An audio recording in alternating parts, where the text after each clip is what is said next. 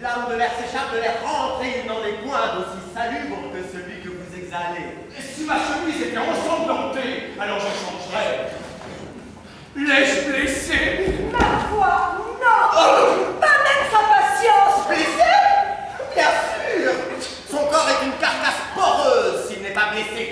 C'est un véritable boulevard pour les épées s'il n'est pas blessé. Mais son épée est comme un débiteur qui fait le tour de la ville par les faubourgs. Le scélérat n'osait même pas me faire face. Non, il a fui vers l'avant, droit vers vous. Vous faire face! Vous aviez déjà un domaine suffisant, mais il l'a encore agrandi. Il vous a cédé du terrain. Autant de courses de terrain que vous avez d'océan.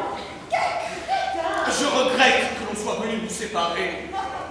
Oh, moi aussi, avant que vous m'ayez mesuré sur le sol toute l'étendue de votre imbécilité. Quand je pense qu'elle aime cet individu et qu'elle me refuse.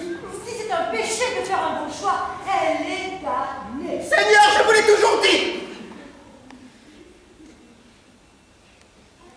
Sa beauté et sa cervelle ne vont pas de pair.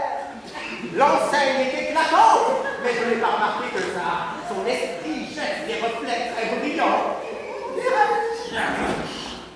Elle ne répondit pas sur les imbéciles, tels que vous, de peur d'être blessés par ces reflets. Allons. Je rentre dans ma chambre. Je regrette qu'il n'y ait pas eu de carnage. Tant mieux, au contraire, sauf si ce devait être la chute d'un cul, tel que vous, ce qui n'est pas un bien grand dommage. Vous venez avec nous. Je vais suivre votre seigneurie. Oh non. Venez, partons ensemble.